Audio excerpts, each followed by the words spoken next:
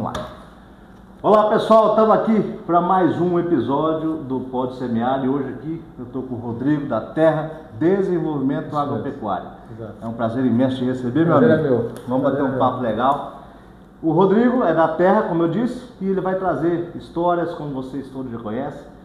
E nós vamos começando por aqui, né, Rodrigo? É isso aí. Então é o seguinte, deixa eu pegar minha caneta aqui, que eu vou conversando e anotando. Terra Desenvolvimento. Mas antes da Terra veio o Rodrigo. Isso. Rodrigo, você é da onde? Vou falar igual o Cuiabano, fala gente de quem que você? Gente de quem? Eu sou, rapaz, então, cara, eu sou de Dourados, Mato Grosso do Sul, Dourados aqui mesmo. Sim. Nascido e criado lá. Né? Meus pais são paulistas, vieram ali colonizar lá em 60 e alguma coisa, quase 70, vieram para o Mato Grosso do Sul. E acabaram se colocando em Dourados ali. Você é douradense, nascido e criado lá. Meus pais... Meu irmão é de Dourados. Ah, é? É, meu irmão é de Dourados. Ele é filho, que não é do mesmo pai, né? Só da mesma mãe, ele é filho do Paraná, da Fiat. Da Fiat? É. Mas isso é estranho. Não é estranho. Conhecido pra caramba lá. Ele trabalha com aqueles japoneses lá das concessionárias, aquele povo lá. O Emura, né? Emura, é. Douradense mesmo. É o Dudu. E ele é veterinário, meu irmão. É? Ele tem uma empresa. Quantos anos ele tem? Ele deve ter uns 35. É um pouco mais novo que eu, bem, era uns 10 anos. Só que da nossa idade, Dourados, a turma da idade assim meio que se conhece pelas amizades. Andava com quem? Então a gente sempre se acha. Dourados é um grupinho, né? Mas se fosse da idade, eu perguntava com quem que ele era, que eu já sabia. Mas ele trabalhou muito tempo com aquele veterinário lá, chama-se... Pô, esqueci o nome do cara. É um veterinário Meneghetti. Pode ser, que faz... Meneghetti, faz a produção. Isso, Então, eu tive um amigo que trabalhou com ele no começo da carreira dele. É Eu, na verdade, eu sou de Dourados, mas eu nunca tive envolvimento com fazenda lá. Meus pais eram professores. Então eu que tinha, não sei o que, como todo paulista, tinha aquele negócio do sítio, aquela coisa toda de chácara, então eu sempre fui criado assim, gostava. Meu padrinho e minha madrinha, eles eram de fazenda e acabei gostando do lúdico da fazenda, do cavalo, do gado, essas coisas. Só que na adolescência isso foi passando. Mas quando foi para tomar decisão de faculdade, eu já tendenciei mesmo a fazer alguma coisa nessa Sujar área. as botinas. Mas sem saber muito bem, assim, mais porque era uma coisa de criança que eu gostava e tal. Minha mãe dizia que eu queria ser fazendeiro, né? É melhor mesmo, não é fácil.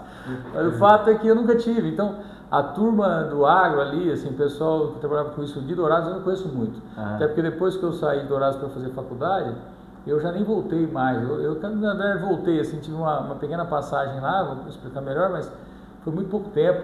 Dali eu já saí. Então eu não conheço muito o pessoal do Brasil. E Dourados teve uma época também que pouco se falava em boi, né? Foi passando para agricultura. Rápido, né? Rápido demais. Então eu tenho um amigo que mora em Dourados que acho que eu admiro ele, mas é um dos únicos caras ainda que continuam na veterinária ali, um pouco de serviço e tal, apesar de ter um laboratório. Mas eu já não conheci tanta gente assim que ficava. Acabei fazendo a minha vida mais para cá mesmo. Entendi. E você estudou veterinária aonde? Eu sou zootecnia, na verdade. Comecei fazendo veterinária e acabei entrando na zootecnia por Deus mesmo, mas foi ótimo, porque não tem nada a ver com a veterinária. Meu lance é por Deus. Eu não sabia, não conhecia a zootecnia na época, faz tempo, faz tempo já, faz 25 anos. Você está indo famosão danado. Eu tenho 46, Formei em 2001, então já fazem 23 de formado, mas uns 28 anos que eu entrei na faculdade, 97. Eu não conhecia a zootecnia, então a zootecnia era muito desconhecida na época para todo mundo. Eu tinha um cara que me falou uma vez que era zootecnista, que era um tio do amigo, mas eu não tinha ideia. E, como eu disse, minha mãe é professora, meus pais, né? E minha mãe, ela foi uma das pessoas que vieram para ajudar na formação, na consolidação da Universidade Estadual do Mato Grosso do Sul. Legal. E ali tinha todo um desenvolvimento, então minha mãe estava na área administrativa, e fizeram um convênio com a Universidade Estadual do Maringá. Perfeito. E nessa veio um camarada de lá. E esse cara conhecia, em Maringá tinha uma zootecnia muito forte. E ele me conhecendo, virou amigo da minha mãe, da minha família e tal, e falou, olha, eu acho que você não é muito veterinário não, acho que o teu negócio seria mais zootecnia, por que você não experimenta fazer? E aí ele vou lá, e ele fez inscrição para mim, eu fui e fiz vestibular para zootecnia. Passei em zootecnia e também passei em veterinária depois. Isso lá em Maringá? Eu passei em zootecnia em Maringá e veterinária eu passei em Lages, que era sempre ser estadual e tal. Só que como eu já estava começando a zootecnia, primeira semana de aula, eu fiquei sabendo que eu tinha passado em Lages. e a festa estava muito boa, falar bem a verdade para você, aquela cidade encanta, né, encanta, e eu falei, não vou sair daqui nem a pau. Tá bom demais. E foi Deus que me colocou, porque assim, ainda bem que eu não fui para veterinária. Então, sou formado em zootecnia em Maringá, formei em 2001. Certo. Em 2001. E daí, de 2001 para cá, o que acontece? Eu queria sempre trabalhar com fazenda. Como eu não tinha experiência com fazenda, assim, com o dia a dia do campo, como você, talvez uma família que está mais ligada a isso, eu precisava um pouco disso. Eu sou aquele cara que aprende mais fazendo do que é o meu estilão assim mesmo, né? Tem gente que admiro quem aprende lendo, aprende vendo. Eu tenho que fazer um pouco, né? Diz que tem dois jeitos de aprender. Mas o fato é que eu fui e aconteceu uma sorte minha lá, que no meu período de estágio eu fui convidado para fazer estágio numa fazenda. Uma sorte, um acaso absurdo lá, né? E eu acabei entrando numa fazenda, por coincidência também, aqui no Mato Grosso do Sul, na região de Nova Andradina, Casa Verde. Ali. Legal. E aí comecei a estagiar nessa fazenda, entendi o que o cara queria, era um empresário de São Paulo, e acabei ficando um gerente da fazenda logo em seguida, assim, uma série de acasos, não por competência, talvez, como ele mesmo disse, eu sei que você não sabe nada, mas eu gostei de você, confio que você vai se esforçar, então toca aí que não está aqui do seu lado. Uma coisa mais ou menos assim, né? Que joia. Foi super legal. Depois tive uma pessoa também que era diretor lá, que me ajudou muito, mas eu fui para essa fazenda e fiquei lá um tempo. E aí aprendendo barbaridade. Aprendendo, assim, na verdade, bem peão mesmo, né? Porque a fazenda não era uma fazenda muito técnica. Sim. Era uma fazenda muito grande, 8.000 hectares, né? Para mim já era muito grande e tal. Mas assim, aprendi muito do dia a dia e o desafio de ser gerente, né? Que é tentar coordenar o trabalho sem saber o que você está fazendo de gente mais velhas, de pessoas mais velhas que você. Puta desafio. Mas, cara, eu tinha 20 e poucos anos, né? Muito pouca responsabilidade, já que o cara já sabe que eu não sei, né? Que isso foi uma grande vantagem. As pessoas que passaram na minha vida foram ótimas. Quer saber que eu não sabia? Ele falou, toca aí, eu fui. E tinha um diretor lá, inclusive, que me ajudou muito também. Uma pessoa que me pegou ali e foi me conduzindo muito bem, então eu não tive tanta dificuldade. Hoje eu não vejo como dificuldade, mas na época foi um puto aprendizado mesmo, né? E o que me deu também um pouco além de conhecimento, me colocou próximo a outras pessoas, que aquele Rodrigo da universidade, que estava muito mais preocupado com diversão e aproveitar aquele momento, começou ali a mostrar que poderia ser um profissional, né? Sim. E ali eu tive contato com um camarada que é responsável pela Terra de Desenvolvimento, que é o Antônio Schacker, que é um outro, quem sabe a gente traz ele aqui, um cara bacana. Ele foi o fundador da empresa, tem uma história por trás, e eu conheci ele era da minha universidade também, chamei ele para fazer um trabalho lá, e aí foi onde eu conheci um pouco desse negócio de gestão. Na fazenda, esse serviço poderia ter durado muito, mas por imaturidade pessoal, eu acabei saindo, pedi para sair da fazenda e voltei a Dourados, que foi essa pequena passagem numa empresa de nutrição lá, os amigos estavam ganhando dinheiro, e eu fui trabalhar, fiquei 3 meses, não vendi nada, né? Não estava preparado para vender, não tinha, você sabe como vendedor é uma profissão mais honrosa do mundo e mais importante, né? O mundo não seria nada se não fosse um bom vendedor, mas a gente que sai da faculdade muitas vezes não tem essa percepção e acha que vender é algo, sei lá, menos importante do que a técnica, tem essa bobagem. Até complicado, porque você tem que ser, vamos dizer, entrão, no bom sentido. Mas você tem que ter uma proatividade importante. Sim, eu acho que o que faltou comigo foi justamente essa maturidade e essa proatividade de resolver meus próprios problemas, não ficar esperando que as coisas acontecessem. Até aquele momento da minha vida os acasos foram muito importantes, então eu fui fazendo aquilo que eu tinha que fazer, mas nunca precisei tomar uma atitude, assim, né? E ali eu tinha que tomar, né? Abrir porteira, chegar, falar. A gente tem muito pessoal de faculdade que acompanha a gente, interessante. Quantos anos você tinha mais ou menos nessa época? Nessa época? Você lembra? Eu lembro, tinha 24 anos, 23, né? Não sei da faculdade, então é mais ou menos por aí. Então é aquela época penosa, vamos falar assim, que você saiu, mas você sair, mas e agora? Então, eu costumo dizer que o meu pós-faculdade mesmo, aquela coisa que normalmente os estudantes passam, e agora o que eu vou fazer, ele foi depois que eu saí dessa fazenda. Porque até aquele momento as coisas aconteceram tão rápido, tão por acaso, que eu cheguei um momento naquela fazenda, e também foi uma coisa que me atrapalhou do ponto de vista pessoal, assim, por maturidade minha, que eu tinha um salário considerável, né? Eu já era, antes de formar, eu já era gerente de uma fazenda, porque teve uma greve na faculdade, já estava nessa fazenda, antes de formar eu já tinha meu emprego, já tinha um bom salário, E eu fui o primeiro da sala, então eu era um dos alunos que estava, eu nunca reprovei e tudo mais, então não vou dizer que eu era o pior aluno da sala, meu trabalho muito mais em pastagem, alguma coisa assim, eu era melhor e tal, mas me destacava mais, mas o fato é que não era o melhor aluno da sala, longe disso. Então as pessoas não imaginavam que eu ia ser o primeiro a ter um emprego, e aconteceu. Então aquilo tudo foi extraordinário, foi um negócio extraordinário, e aquilo também me embriagou um pouco. Eu me achei um pouco bom demais, né? Quando eu saí, que foi uma decisão, vou para Dourados porque eu vou conseguir e tal, e quando eu vi meus amigos vendendo suplementação mineral e tal, eu falei, pô, eu tô aqui na fazenda, eu já estou entendendo, eu falava de pecuária com eles, eu via que eu tinha um pouco mais de conhecimento da pecuária em si, porque aquele estágio tinha feito, aquele período tinha feito diferença já. Eu falei, pô, vou arregaçar, né? E ali foi o meu pós. Agora eu se consagro. Aí eu se consagro, aí meu amigo, aí foi a pegada errada. E aí foi, eu tentei, para não ser demitido, até falo, eu acho que esse dia encontrei o dono da empresa, trabalhei com ele um tempo, foi bom, ele não, acho que eu falei isso para ele, ele falou, não, imagina, isso não aconteceu, eu falei, não, mas acho que eu saí para não ser demitido, sabe aquela coisa de vergonha na cara, e aí foi o meu pós, aí eu fiquei ali meio sem saber o que fazer, mas como eu havia conhecido o Antônio, e esse negócio da gestão já começou a fazer muito sentido para mim. Né? Eu, por coincidência também, esse primeiro dono da fazenda era um empresário. Então, antes de ele me perguntar de pasto, de cerca, de água, ele me cobrava número. Então, assim, antes de ele me ensinar qualquer coisa, ele me deu uma HP e falou assim que você faz conta de juros e tal. Ele buscava me desenvolver mais para esse lado. O diretor era um cara que conhecia mais de fazenda, mas ele também puxava mais para o comércio, para o ganhar do dinheiro.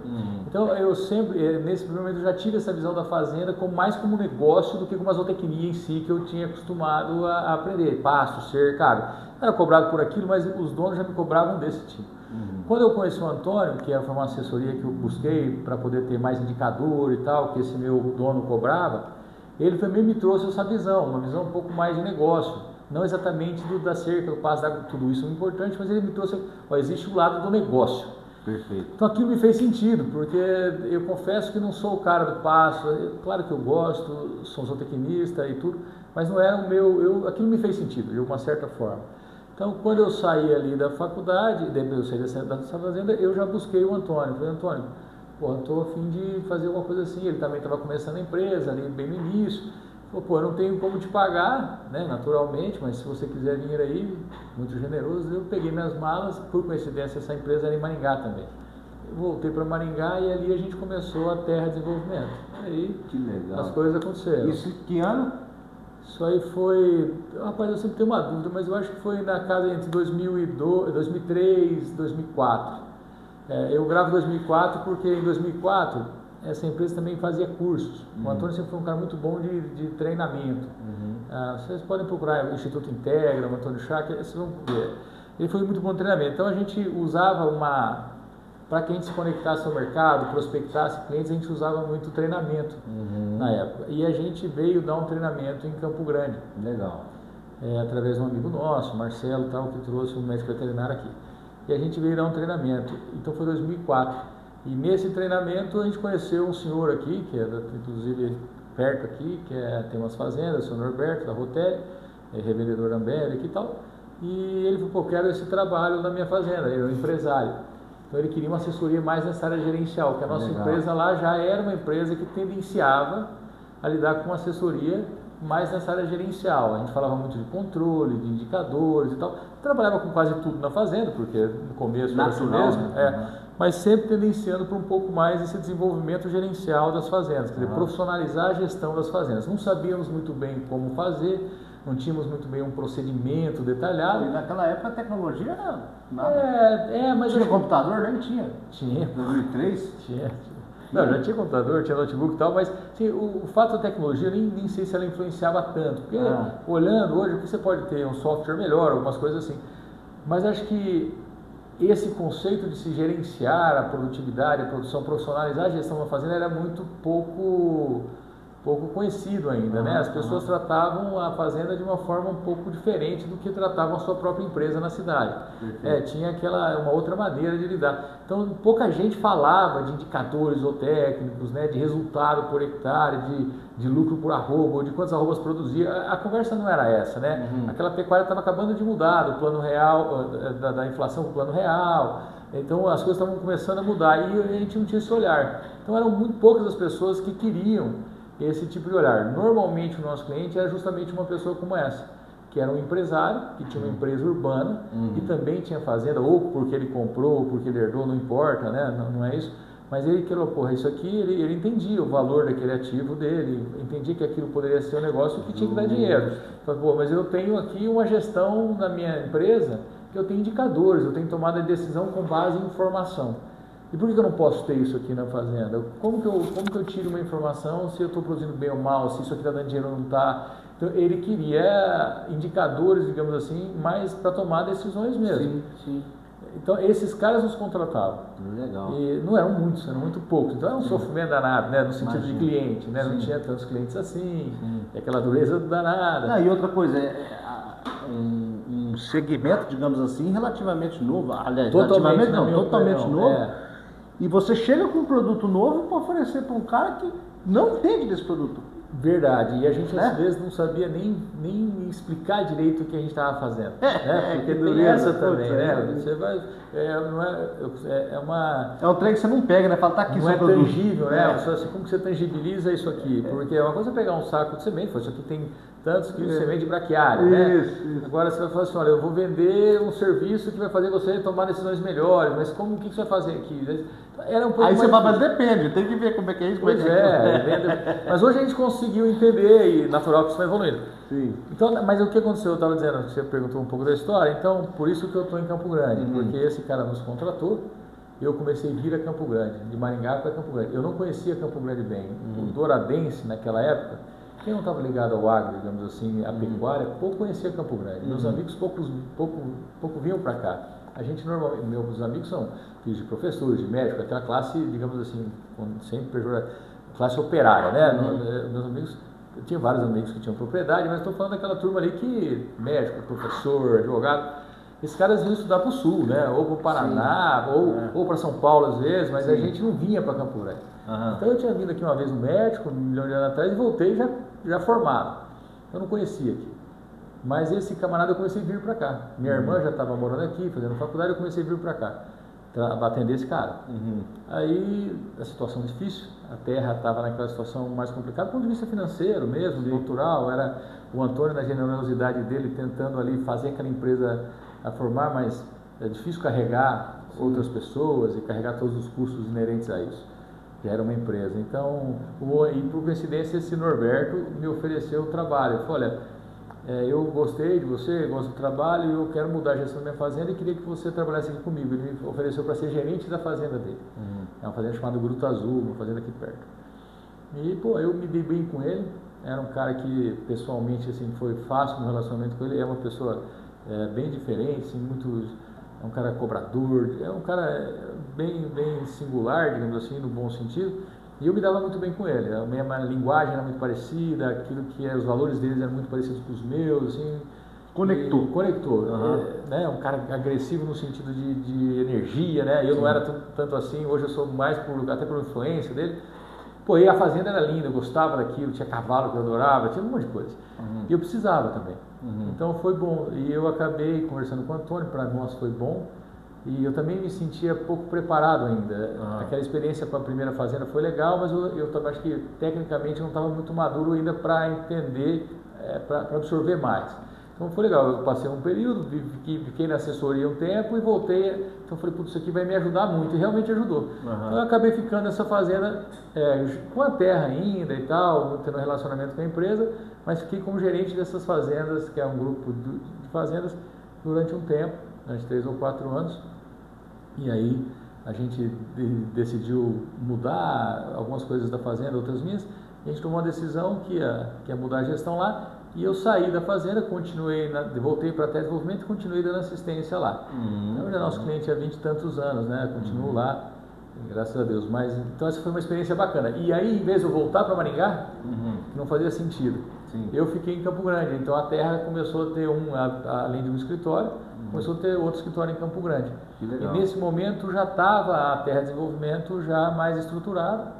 E aí eu fiquei aqui, montei o escritório aqui, aí foi se desenvolvendo e acabou que hoje a sede mesmo da empresa toda é Campo Grande.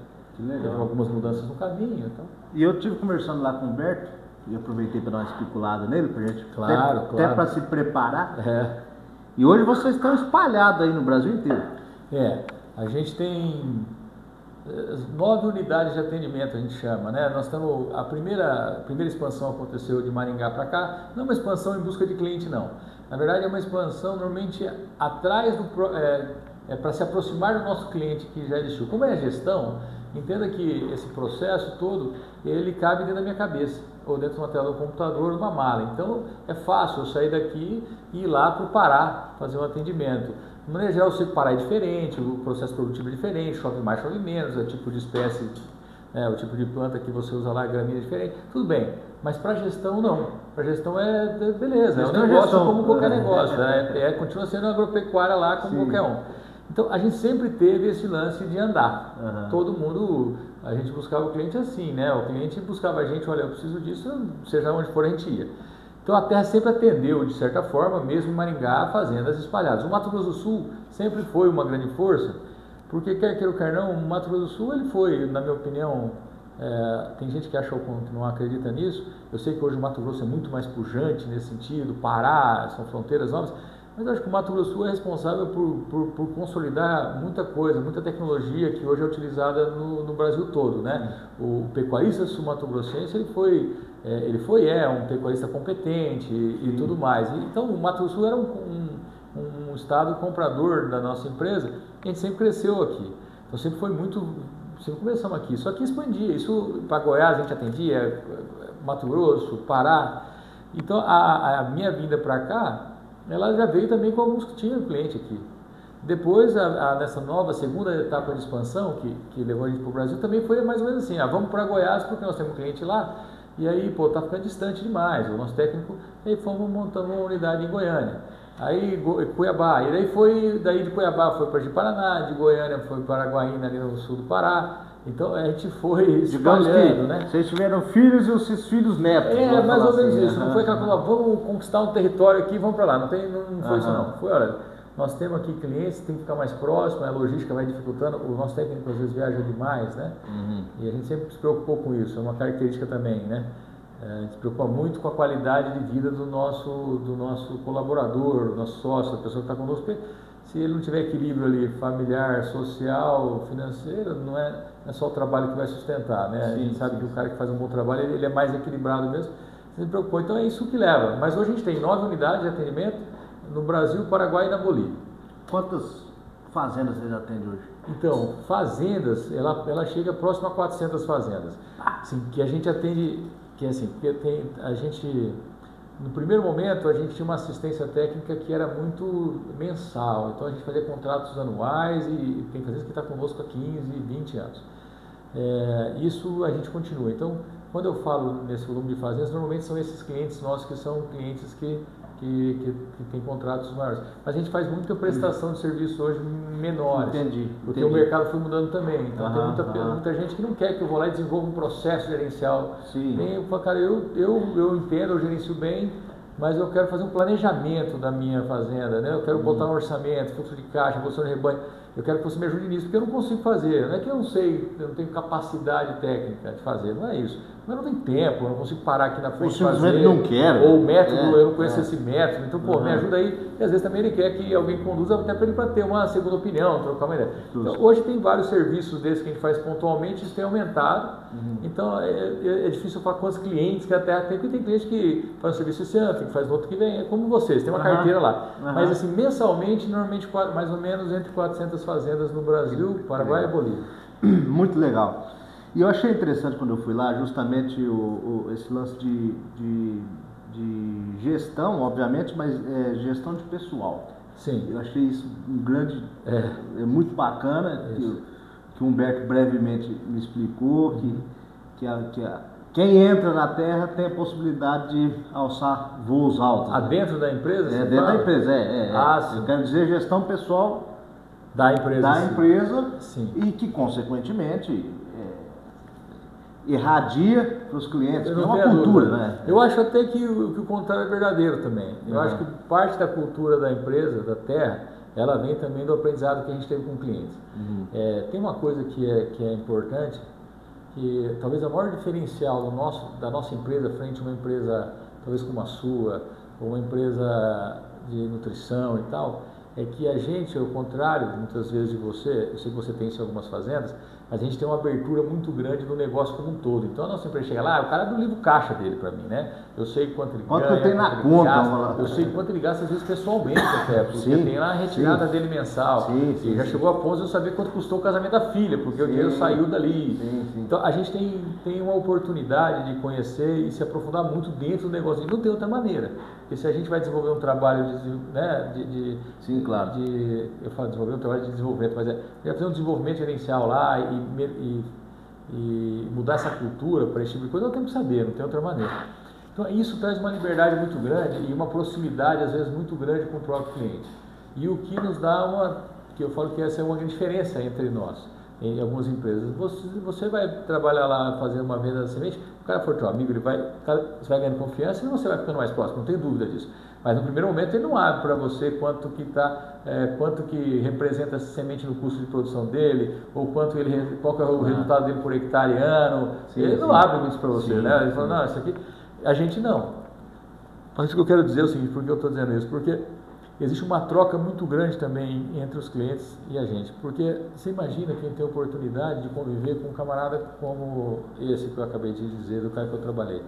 Pô, o cara é dono de uma empresa que tem lá, você imagina quantos funcionários, né? Provavelmente mais de 1000 funcionários, que tem um faturamento que nem vou dizer, que tem uma operação complexa, um cara que está lá 20 anos ou mais, 33 anos se não me engano, próximo à Ambev, que talvez é uma empresa que nós estamos falando de gigantes do setor de gestão. Pô, eu vou ensinar gestão para um cara como esse? Não, mas ele entende que a gente tem uma metodologia que vai funcionar na fazenda e terceiriza um pouco disso, mas aprende muito com ele. Você imagina o que é sentar numa mesa de jantar conversando com esses caras, ou com aquele senhor que começou a vida dele lá sem nada, que foi trabalhando na labuta, comprou uma fazenda, criou os filhos. Pô, esse cara tem uma história de vida absurda e a gente acaba criando essa conexão e ele acaba se abrindo um pouco com a gente acaba participando disso. Então esses caras ensinam muito. Então eu falo assim, muito que a empresa tem, inclusive da maneira de tratar ou de buscar, essa cultura nossa é um pouco do nosso cliente, daquilo que a gente aprendeu com o cara. Isso não tem como não ser. Eu falo muito dos meus clientes, assim como os meus técnicos também falam, porque não tem, vai misturando de maneira, e pô, bobo seria eu se não aproveitasse essas oportunidades de aprender com esses caras, não é isso não.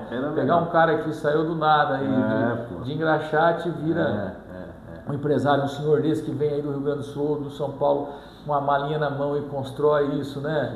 Hoje o cara não tem a melhor técnica, ele não tem, a fazenda dele muitas vezes não está toda, não tem planejamento escrito, tudo bem, mas o cara veio com uma malinha aqui, meu amigo, comprou terra, prosperou, criou família, esse cara tem muita coisa para aprender. Eu tive conversando com a Gisele Atala aqui outro dia, ela falou isso muito interessante, ela falou, o problema é quando a gente deixa de respeitar perfeitamente essa história, nossos antepassados, porque é o seguinte, tá certo, hoje é diferente, até o jeito de tocar é diferente, mas a história, o legado que os trouxe até aqui, eles foram foda na época deles. E eu vou falar para você falou negócio de gente, né?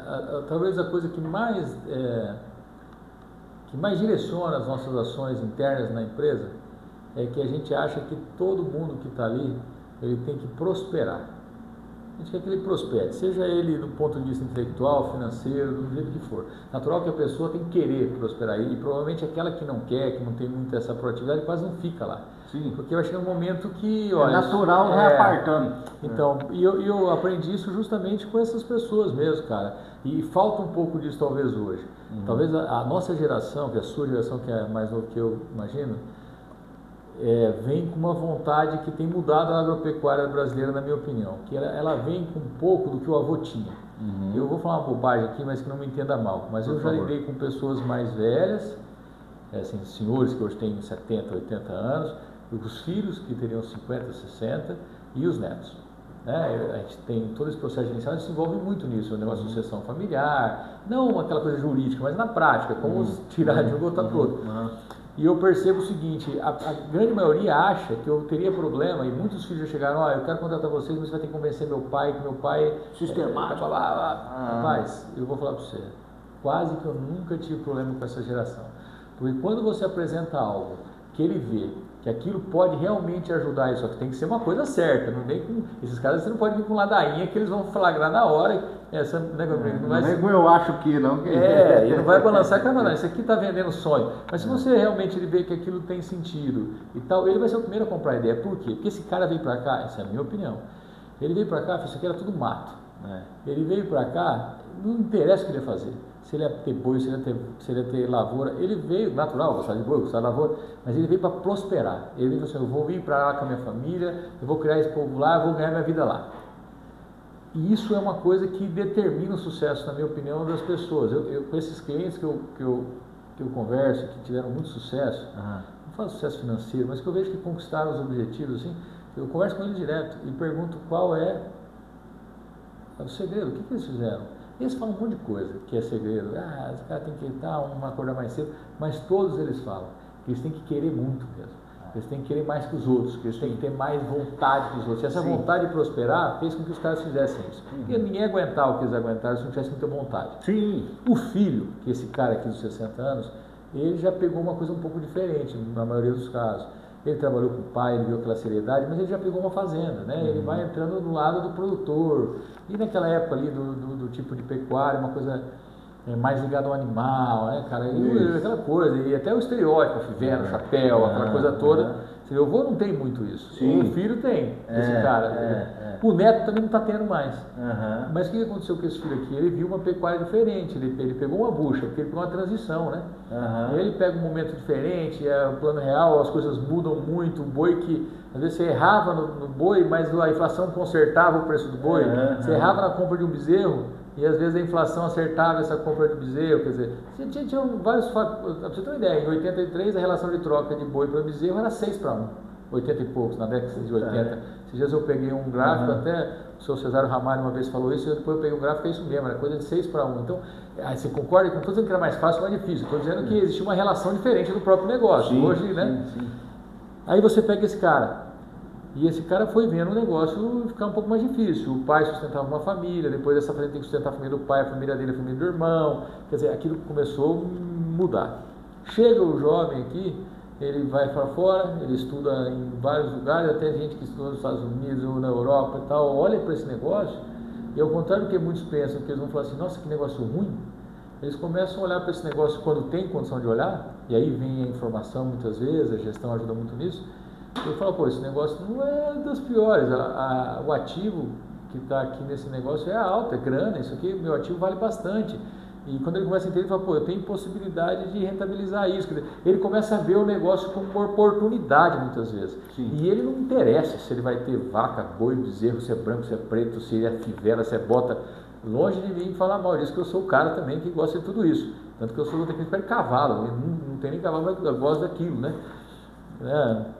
Agora ele vê isso e fala assim, eu vou fazer isso funcionar, eu quero prosperar também.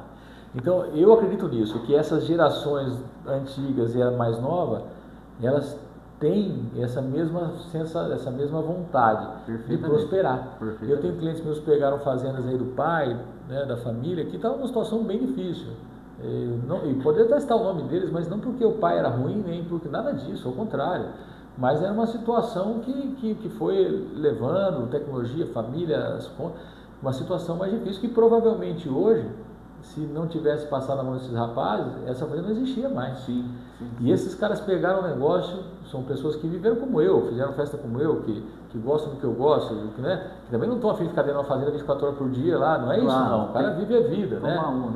Também. E os caras transformaram a fazenda, e transformaram e estão comprando outra fazenda e querem ficar no negócio e assim por diante. Então, Mas qual que era o lance do cara? Era prosperar, era fazer aquilo que eu veio para fazer, independente da cor, do jeito, do cheiro, do que tem que fazer. Então, esse cara, ele tem absorvido. E eu acho que isso foi um pouco da nossa empresa. Então, a gente fala lá, voltando ao que você falou de gente da empresa, acho que esse é um lado nosso. Então, a gente quer estar perto de gente que quer prosperar. Se a gente está perto de gente que quer prosperar, a gente está querendo achar gente no nível ali, mas a gente tem que criar um ambiente que esse cara se interesse por ficar conosco. Perfeitamente. Né? Porque eu acredito naquela máxima que eu tenho que contratar gente melhor do que eu. Sim. Verdade mesmo. E para lidar com gente melhor do que eu, tem que ter um ambiente que seja favorável a ela. Então, tudo que a gente vai tentando construir tem um pouco a ver com tudo isso que a gente aprende. Vai tentando colocar... É isso, basicamente. A gente não quer ter colaborador, a gente quer ter sócio mesmo. Não quero ser patrão de ninguém, não. Eu quero ter parceiro de trabalho. Natural que tudo isso tem um tempo, tem assim que acontece. Claro. Né? Mas acho que é por isso. Mas tudo vem do nosso cliente, sinceramente. Hoje a gente tem essa oportunidade. Você falando aí, eu fazendo uma analogia, digamos assim, na minha cabeça aqui, você vê como tudo é cíclico, né? Esse cara veio do Rio Grande do Sul, de São Paulo, sei lá da onde, chegou, tinha lá tantas mil hectares de terra, cercou aquilo, meteu um enxadão pra cima, e machado, vendeu madeira, vendeu carro de boi, fez o que tinha que fazer, fez o que tinha que fazer, fazia rapadura para adoçar café, qualquer coisa. Era um mexidão danado, igual você disse, para prosperar. E eu vou comparar esse mexidão aí, que é diferente, obviamente, mas por dias de hoje é um mexidão danado. Você tem que ter indicadores, você tem que ter controle.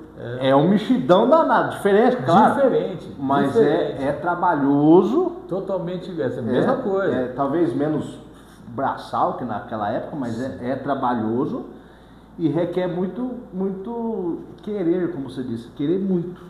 Porque vai trabalhar muito mesmo. As pessoas, acho que nesse meio tempo aqui da pecuária, porque a pecuária passou um momento nesse meio tempo, eu não vivi muito isso, mas eu acredito que ali nessa década, eu até tenho medo de falar isso, porque como eu não vivi, eu posso estar enganado, mas a impressão que eu tenho é que ela passou bons momentos ali. Será que era momento de colheita dos frutos? Eu acho aí de repente a colheita acabou, tinha que plantar de novo? Cara, eu acho que mudou muito o negócio mesmo. Esse negócio do Plano Real, dele ter estabilizado a moeda, e a própria evolução do país e tal, o que eu acho? Eu vou explicar. Também é uma coisa besta que eu inventei, né? Pensa assim, eu sempre achei que a pecuária tinha três negócios que são três negócios diferentes, mas está no nosso ambiente. Uma é imobiliária. Que é comprar e vender. Então o cara pegou uma terra que não valia nada, abriu a terra, valorizou a terra, papapá. Aí fala assim, mas eu nunca vendi fazenda. Claro que vendeu. Um monte de cliente meu que é grande já trocou uma fazenda por outra. Isso aconteceu. O cara no começo ele está ali fazendo o negócio dele, não importa. Então ele valorizou, vendeu e tal. Então tem imobiliário, que não tem nada a ver com a pecuária. A pecuária foi a esteira que ajudou a fazer tudo isso. Concorda ou não? Ele veio com esse intuito, mas tem o negócio imobiliário. Tinha outro negócio também que era determinante, que era comprar e vender. Grandes famílias aqui de pecuaristas, eles eram muito mais negociantes do que produtores. Então o cara comprava gado aí, imagina chegar nesse berçário que é o Pantanal, e vai lá e comprava gado lá. Quanto estava o gado? Quanto estava esse negócio? Quanto valia isso aí? Aí pegava aquilo, transportava para Barretos, quer dizer, tinha um lado de comprar e vender. Quando eu entrei na pecuária tinha um pouco disso. Esse meu primeiro cliente, ele comprava muito e vendia muito. Comprava rebanho fechado, desmontava aquilo, vendia aquilo, e era um lado comercial muito forte. Depois colocaram a antena parabólica, canal do boi, WhatsApp, acabou, todo mundo sabe o que vale. Você não compra o seu de 10 que vale por 9, só se você tiver com um problema, tudo bem. Mas assim, o preço hoje não sabe. Vai no Correio da Costa, tem esse todo dia. Eu falo pro seu livro, você manda esse negócio aqui, né? O cara não quer vender no leilão muitas vezes, mas usa o preço do leilão para se basear na venda. Eu brinco com ele, né? Eu falo, mas o fato é, então esse negócio do comércio também existia. Hoje diminuiu. A terra também, porque já abriu tudo. Os valores de terra, se você for daqui até Roraima, que eu vou falar que é longe, tem alguma coisa outra, mas bicho, terra lá que tem documento e tal, acaba valendo quase igual. Se você for pegar a relação de lá que é 80-20, lá é 20-80, cara, se você vai ver, o preço de terra é meio padrãozinho, rapaz. Não tem mais essa vaca morta ali. E eu vou falar para você, cada dia que passa, quanto mais o tempo passa, mais vai acabando. Vai acabando. Então o que acontece? Aí sobra para o pecuarista o quê? A terceira coisa, que era produzir mais barato do que vender, quer dizer, eficiência produtiva. Isso nunca foi um grande desafio. Claro que era importante produzir, claro que Possivelmente não tinha o rebanho que tinha, eu entendo. Mas esse não era um grande negócio. Existiam outros dois negócios aqui importantes. Como esses aqui foram minguando, teoricamente, a gente fica com um único negócio no plano real, onde a moeda está estabilizada, que aí faz o produtor mudar muito a maneira de ver e de produzir. Ele começa a ter que buscar uma eficiência que ele nunca teve que buscar tanto antes. Isso é a minha impressão, entende? Sim. Desses 20 anos eu posso falar, que é isso que eu vi acontecer. Né? Então hoje,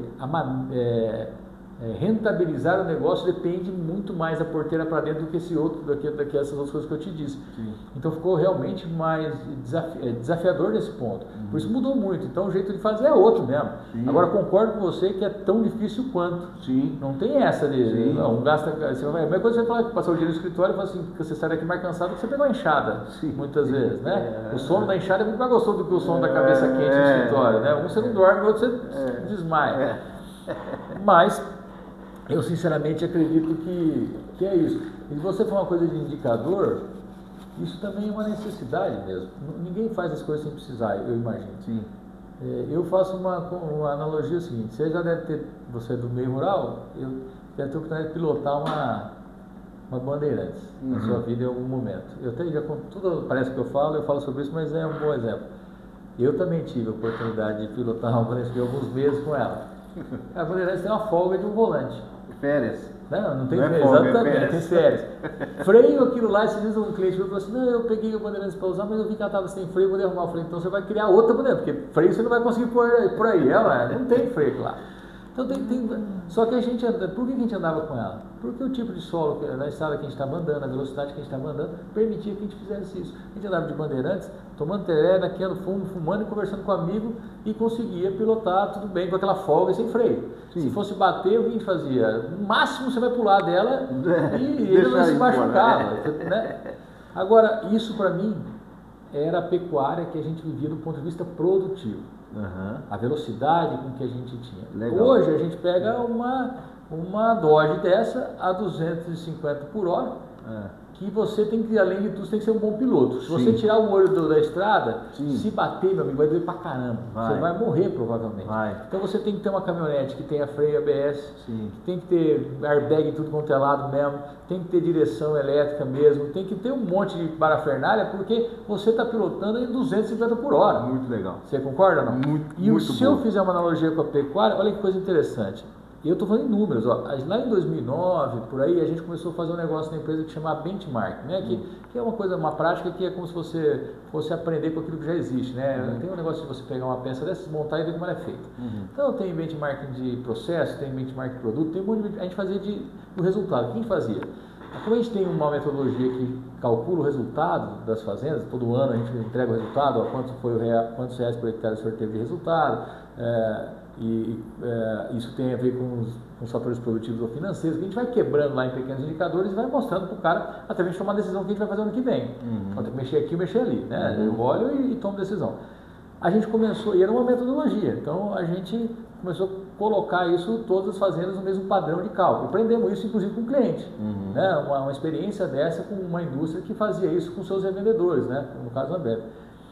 Eu guardo isso, talvez o Antônio não, mas... E a gente criou esse negócio. A gente começou a comparar as nossas fazendas. Para quê? Para que se um técnico que atendia a fazenda X ou Y, a gente começou, o que a minha faz que ganhou mais dinheiro que a sua? Quer dizer, não, o que a desse produtor faz? A gente queria comparar as coisas, para que se eu soubesse, não, esse aqui usa o capim X, aquele usa a vaca Y. A raça, eu já vou vender isso aí, vou ganhar dinheiro. Eu sei o segredo do negócio. E não vou mentir, não foi porque era bonitinho, não. Foi porque a gente queria prosperar como empresa. Então tem que saber a porra do negócio que ele... Desculpa. Tem que saber o negócio que ele ganha, entendeu? O que interessa para ele. E a gente começou a ver isso e achou interessante. E começou a ver que existiam alguns comportamentos. Mas não é isso que eu quero dizer. Em 2009, a gente tinha um indicador chamado ganho médio diário. Que é esse indicador aí que a gente vê, que é basicamente reflete o desempenho da fazenda. Então o GMD e tal, vamos comparar que é aquele ganho do boi ali, mas mais ou menos isso. Em 2009, eu fui atrás de saber, de pegar o maior indicador a pasto que eu tinha. Eu sei que o N não era muito grande, eram 20 ou 30 fazendas, eu entendo isso, mas naquele momento, fazendo no Paraná, Mato Grosso do Sul, era nosso ambiente aqui. O maior indicador era 447 gramas por dia. lembro, eu peguei maior, não é 10%. Da sua grama. Da minha grama, do meu N ali. Eu peguei ali 10%, não era 10%, era o maior, a pasto. Cara, se você pega hoje, a média dos 30% melhores, 30% de 800 fazendas, não estou falando de 2 fazendas mais, a média de 30% eles muitas vezes passam de 500 gramas. Se eu pegar 10% disso, se eu pegar 1%, cara, eu estou falando em fazendas aí que tem GMD de 650 gramas média ano a pasto. A diferença é absurda. Então é mesmo, eu saí de 70 por hora para 250 por hora. Agora, o que acontece? Acontece o seguinte, para eu pilotar essa caminhonete a 250 por hora, né, eu preciso de ter experiência, eu preciso estar muito mais atento, eu preciso de muito mais indicadores aqui, e não só de indicadores, mas eu preciso muito também de material de segurança, ou de equipamento de segurança, porque se bater vai doer. E a pecuária começou a acontecer isso, quer dizer, eu comecei a subir muito o nível de produtividade para que eu pudesse rentabilizar o meu negócio, que mudou totalmente o meu negócio, que eu comecei a tomar muito mais risco. Então a minha velocidade é muito maior. Aquele volume de decisão que eu tomava em 4 anos, imagina, eu tomava um boi com 8 meses, como acontece hoje, 1000 anos, com mais ou menos 200 quilos, 180, tá bom, continua mais ou menos ali, vamos colocar, eu sei que tem uns que vão com 300, estou dizendo ali, eu bati ele com 500 e pouco, mais ou menos continua hoje, só que na época eu fazia esse intervalo em 3 anos, 4 anos, eu tenho que fazer em 12 meses, 16 meses, mas o volume de peso que eu tinha que ganhar é quase o mesmo. Sim. Então o volume de decisões que eu tomo nesse caminho é o mesmo. Agora o problema é que um é em 12 meses, o outro tem 4 anos, rapaz. E a velocidade de tomar decisão é muito maior. Se eu errar aqui, cunhado, eu vou errar e não vou mais perder R$10 por hectare. Tem fazenda que perde R$1.500, R$2.000 por hectare ano, que perde. Então, quer dizer, se ela custa R$20 mil por hectare, em 10 anos acabou a fazenda, se ela continuar nesse ritmo, você concorda? E essas fazendas não são fazendas que produzem pouco. Normalmente são fazendas que produzem muito, só que elas estão desequilibradas do ponto de vista produtivo e financeiro, quer dizer, gastam muito para produzir muito. E quando tem problema, joga o resultado lá para baixo, entende? Sim. É aquela fazenda que bate a 200 por hora. Sim. Aquela que bate a 70 vai ter um problema, mas não vai deixar deixar ganhar 300 para ganhar 250, tudo bem. Sim. Mas o cara que está acelerando para ganhar R$3.000, se ele bate, meu amigo, ele pode vir E vamos voltar a falar de equilíbrio, né? Porque eu acho que aí tá... O equilíbrio financeiro e produtivo, aí você tem que estar... O que adianta você voar a 200 por hora sem saber dirigir? Esse que é o ponto. Então é uma curva de aprendizado. E olha que interessante que você falou. Eu gosto muito disso que você está falando. Vai ficar o dia inteiro aqui. Não tem problema não. Mas os números, eles mostram uma coisa interessante. Isso é muito antigo e continua da mesma forma. Como eu disse, quando a gente vai comparar as coisas, as pessoas acham que a gente tem que comparar um indicador. Quanto que aquela fazenda ganha de GMD? Tudo bem, isso pode ser. Mas a melhor referência é você mesmo. Quanto eu tinha, quanto eu tenho. Tudo bem. Mas é importante saber, né? Para entender, isso é possível, não é possível, tudo certo.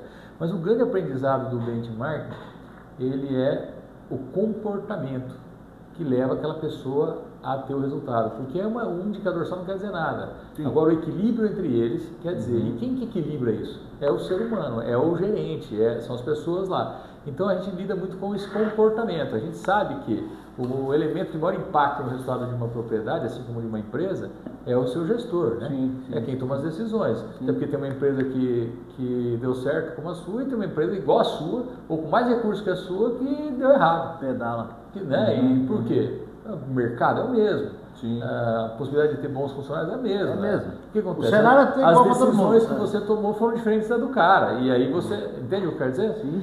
Isso já mostrou. Mas tem um negócio super interessante que acontecia.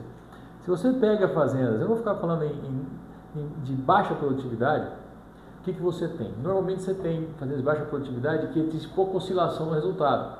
Eles ganham pouco, mas também tem uma pequena variação entre perder pouco. Então, essa variação entre os resultados é menor, quer dizer, é mais segura. Eles ganham pouco e perdem pouco. Está tudo certo. Quando você passa e vai para as fazendas de alto desempenho, 20, 30, 40 arrobas, você encontra um cenário interessante. Você vê os caras ganhando muito e também uma oscilação maior do que a primeira, mas menor do que a curva do meio, que seria aquele cara que está produzindo 7, 8, 9 ou 10 arrobas ali. Por quê? Porque ele está naquele momento que que ele está ou produzindo muito, mas não aprendeu a gastar em tanto, ele não ganhou eficiência, ele está no meio da ponte que a gente brinca. Aquele cara que chegou aqui do outro lado, ele já criou consciência, já criou desenvolvimento, ele consegue dirigir a 250 por hora, ele tem uma equipe preparada para uma fazenda mais intensiva, ele está gerencialmente já mais preparado, não importa se está usando software, não importa, mas ele já entendeu como se gerencia aquilo a 200 por hora, naquele nível de intensificação que ele tem. Ele já tem, ele tem expertise para aquilo, ele está treinado. Aquele cara que está atravessando a ponte, meu amigo, o outro lado de cá não tomou risco nenhum, então aquele negócio está daquele jeitão ali, vai ali, né? Agora, aquele cara que está no meio da ponte, ele quer chegar lá, mas ele ainda não aprendeu a chegar lá. Então ele está investindo o quê? Ele foi lá e investiu em pasto. Puta, o meu cara ali está com 3 watts por hectare. Eu também consigo, consegue? Você tem tecnologia para isso. Então eu vou lá, adubo pasto, tenho gado, vou botar o gado, só que eu não sei manejar direito. Então eu gastei o dinheiro, mas não tive totalmente o resultado que eu tinha. Eu gastei mais do que, porque não manejei direito, mas o gado tem que ganhar peso. Então eu vou botar suplemento, porque eu não manejei direito, sobrou pasto, eu vou botar suplemento para compensar o desempenho que eu não tive. Porque você já gastou mais do que era para gastar. Então esse cara não tem que ir preparado, ele não está estruturalmente na fazenda preparado, ele não sabe ainda como lidar com aquela dinâmica toda. E isso faz com que muitas vezes ele tenha ali, então nessa faixa você tem as grandes diferenças de ganho, você tem gente ganhando e gente perdendo muito. Então a gente fala que ele está atravessando aquela ponte, né? Que é justamente o entendimento desse equilíbrio. Entendimento desse equilíbrio. E tem como o cara aí, através de uma orientação, a gente ir dosando isso pouco a pouco? Esse é o grande segredo, cara. Esse é o grande segredo. Tem, é a mesma coisa que eu perguntar para você que todo o processo de formação de um pasto tem risco. Você concorda? Não? Plenamente. Você tem um cara que só faz 2 mãos de gralha lá que a gente estava falando e joga semente, e você tem um cara que gasta lá R$1.500 por hectare e tal. E você tem um cara que ele quer mais, que ele vai investir R$2.000, R$3.000, R$4.500 por hectare. Ou ele vai fazer uma formação que faz a lavoura, que gasta às vezes R$6.000 por hectare. Ele vai fazer até perfil de solo, ou vai melhorar, em vez de jogar 1 tonelada de calcário porque ele acha que deve jogar, ele fez análise de solo e colocou lá 3 toneladas de calcário, por exemplo, né? Ele jogou fósforo, jogou potássio, ele fez todo um investimento com base numa recomendação técnica. Ele não vai gastar 2, ele vai gastar 4,5, 5, mas o que ele tem de expectativa? De produzir, em vez de 5 arrobas, 10, 15, 20 arrobas lá. Então esse cara gasta muito mais, ele também está correndo risco. Mas você, como técnico, você concorda que existem algumas ferramentas, né, alguns cuidados que ele pode tomar para que ele tenha mais segurança nesse processo mesmo intensificado. Na gestão é a mesma coisa. Então, da mesma forma que você tem uma operação por trás disso, olha, se você fizer uma mão de grade assim, na janela tal, começar no mês tal, né, você vai fazer uma grade de 28 ou de 32 depois, você vai... uns macetes falando no toda uma operação, é um processo todo de desenvolvimento. E a gestão tem a mesma coisa. Então, olha, você primeiro conhece, basicamente assim, você conhece primeiro onde você está. Qual que é o seu ambiente aqui? Quanto realmente você tem de resultado aqui? Quantas roupas você produz? Porque basicamente o que a gente fala, né? Qual é o seu resultado? Meu resultado te calcula isso. Se tiver informação, provavelmente sei lá, 200, 300, 500 reais por hectare. Como é que é, bicho? Tem informação? Hoje mais. Hoje mais. Hoje o nosso problema não é... Antigamente não tinha. Então era até mais fácil. Começava a fazer. Era mais fácil. Hoje você às vezes tem muitos dados e pouca informação. Entendi. Então aí você tem que é uma briga, você tem que falar para o cara, você vai ter que diminuir o volume de dados para que você tenha informações de mais qualidade. Isso para convencer o cara é difícil, né? Eu tenho tudo. Realmente tem, só que ele não tem informação nenhuma. Ele anota tudo, mas você pergunta quanto custa, não sei, quantas roupas você produz, não sei, porque ele não consegue extrair dos dados e fazer com que vire uma informação. Mas hoje já tem bastante gente que tem mais informação.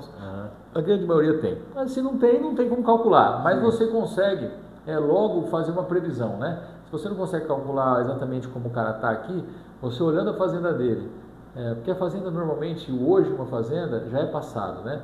O que está acontecendo hoje com a fazenda é reflexo de 2, 3 meses atrás. Por exemplo, fazenda de cria, né? O que vai nascer em julho, em agosto, setembro, outubro, novembro, já está plantado na barriga das vacas agora, a estação já acabou. Então você deu o DG, você já sabe, se você colocar ali, você já consegue pegar esse rebanho do cara e jogar para mais um tempo. Mais ou menos você consegue prever com ele o que ele gasta, o que ele não gasta, você consegue fazer os orçamentos. Então você pode predizer o resultado daquela fazenda, você não pode calcular, você não pode imaginar. Não, você tem que pegar algumas informações, por mais que sejam momentâneas, você consegue predizer. Então, o que eu quero dizer com isso? Isso é uma das técnicas. Então, você primeiro sabe onde você está. É como você vai lá na fazenda e olha o ambiente do cara. Vai olhar o pasto do cara, vai olhar o tipo de solo, vai olhar as máquinas que ele tem, né? Você vai perguntar quanto dinheiro que ele quer gastar. Quer dizer, você vai fazer um certo diagnóstico.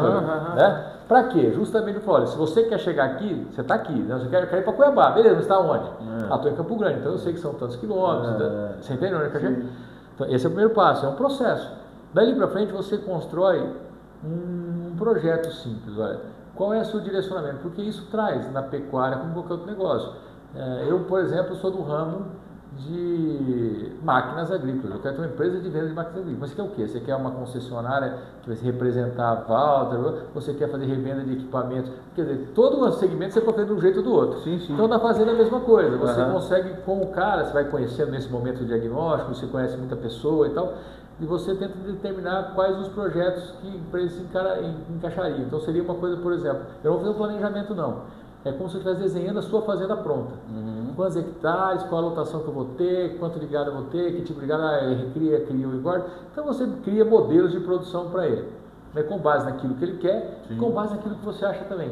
E você vai mostrar isso para o cara. E você vai colocar ali, de maneira geral, 3 grandes pontos: financeiro, produtivo e gerencial. Então você vai considerar, financeiramente isso aqui, para você chegar aqui precisa disso.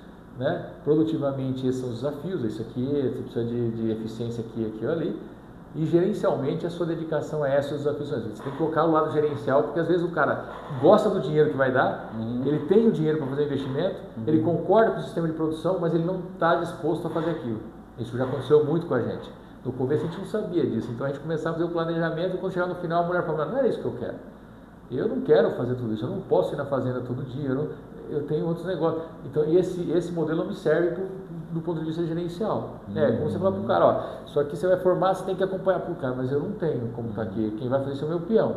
É um vaqueiro, mas ele não tem informação. Você não vai dar muita tecnologia para o cara. Você não pode falar, não, então é melhor você mudar aqui, vamos para outro tipo de semente, você tem mais técnica, né? É o que eu digo. Segura a onda aí. Tem o ideal e tem o que dá para fazer. Exato. E aí você tem que considerar. Até porque a grande diferença hoje está nisso, né? Está na qualidade que você consegue executar aquilo que você se propõe. Mas, então você tem esse processo, você define então esse projeto, o cara vai falar, olha, então isso serve para mim. Desse processo, você tenta criar essa ligação do que você está para onde você quer chegar. Você começa ali os orçamentos, evolução de rebanho, que daí é só uma metodologia. Junto com isso, você também precisa desenvolver um sistema de gestão, de controle, digamos, de monitoramento, para identificar se você está alcançando ou não aquele objetivo. Então é por isso que vem o controle. Então o controle, que muitas pessoas confundem com gestão, a informação por si só não vale nada. Ela vale se você tomar uma decisão em cima dela. Então gestão é tudo que você faz para alcançar seu objetivo. Controle é uma ferramenta. Então você implanta o sistema de controle para ir acompanhando aquilo. Né? E naturalmente, que é a grande dificuldade, que também é o grande segredo, é conseguir desenvolver as pessoas, não só os capatazes, os cavaqueiros, mas principalmente o próprio dono, a usar essa nova metodologia para tomar decisão. Então é usar indicadores às vezes para tomar decisão, saber usar essas ferramentas, não é ensinar o cara a ser pecuarista não, é simplesmente falar, olha, você tem outras maneiras também de olhar essa propriedade e outros indicadores aqui de tomar decisão. A gente toma decisão, o pecuarista é excelente nisso, ele olha um pasto, ele sabe se está bem manejado, se não está, ele olha um boi, ele sabe se está ganhando peso ou perdendo, isso está ótimo, a linha do olho tem que ter, mas existem outros indicadores de desempenho, quanto que eu produzo e tal, e de resultado, qual é o lucro que eu quero ter. Então você faz isso determinado e vai seguindo esse processo. Então existe sim um processo determinado e ferramentas para isso. Né? O segredo da nossa empresa não é essas ferramentas, isso é difundido, todo mundo tem. Eu brinco, a gente não cria nada. A tese de desenvolvimento até é uma coisa importante, ela não é uma empresa de criação, nada. A gente é mais extensionista do que a gente vai lá e faz o cara fazer. O criador disso, o Antônio, esse cara que foi meu sócio, ele é um criador, ele é um cara que inova, ele busca, realmente ele é muito ligado nisso e a gente usa a metodologia. Agora, a gente é muito extensionista, a gente vai na tua fazenda e faz você ter. É outra coisa, né? Você entendeu o que eu quero dizer. Perfeito. Então, assim, as ferramentas estão aí, agora existe um processo por trás, exatamente como um processo de formação de um pasto. É certo? Tem uma técnica, né? Um processo aí. Eu quero te fazer uma pergunta, que eu acho que uma pergunta vai ser uma pergunta eu acho que ela é difícil de ser respondida. Vamos lá, eu tô lá tudo embananado, tudo lascado. Falei, rapaz, eu tô precisando desses homens, o que eu vou fazer?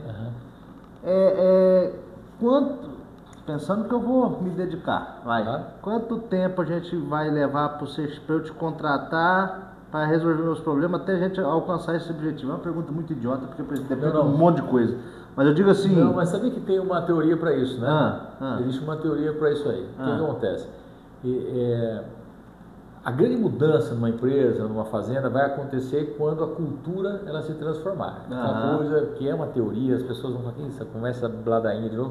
Mas o que é cultura? É o jeito de você fazer as coisas. Não, eu acredito demais nisso, em cultura. Né? Então, demais. Exatamente isso. Então, o que acontece? Não é que você, no início, você não vai... Só que a cultura, para se implementar, ela tem que ter um tempo, porque ela tem que ser uma rotina. Sim. Ela é o jeito de fazer. Então, você muda o jeito de fazer. Escovar dente, pô. Exatamente. Levanta, escovar o dente. Exatamente. É natural. Você não anota lá que você precisa escovar o dente. E você conduz sua vida em cima daquilo. Né? Então, os japoneses lá, que foram caras que falaram muito disso, eles falam em 5 anos. Eu acredito que é muito próximo numa pecuária também, por conta do ciclo produtivo. Então, ele leva ali um período equivalente também. Eu acho que na casa dos seus 2 ou 3 ciclos de produção, mas os 5 anos é um momento bacana. Agora, isso não quer dizer que a gente não vai alcançar objetivos, porque um dos grandes segredos também é fragmentar os seus objetivos. Então, eu vou para Cuiabá, né? Mas antes tem que passar em Jaraguari, tem que passar em São Gabriel, tem que passar em Rondonópolis, entendeu? Isso. Então, você fragmentando isso, você também tem pontos de passagem e de checagem, e isso também traz pequenos ganhos. Você tem muito ganho ali. Agora, existem ferramentas que trazem impressão de ganhos que são mais imediatos. Então, por exemplo, se eu chegar aqui na sua fazenda, você for um cara antenado na fazenda, um produtor daquele, e vou dizer, quanto mais pé no barro, melhor, no que eu vou explicar, porque esse cara tem que saber. Você faz um bom orçamento, você mostra a fazenda do cara para frente, normalmente isso é extraordinário. Por quê? Porque o cara ele é bom no que ele faz, ele está envolvido. E quando você mostra qual o efeito do trabalho dele lá na frente, ele toma decisões importantes demais. Ele fala, não é isso bem, então se eu fizer assim, se eu fizer assado, ele vai criando situações para resolver. Então ele se desenvolve. Então é como se desse um doce para uma criança e fala assim, cara, é impressionante.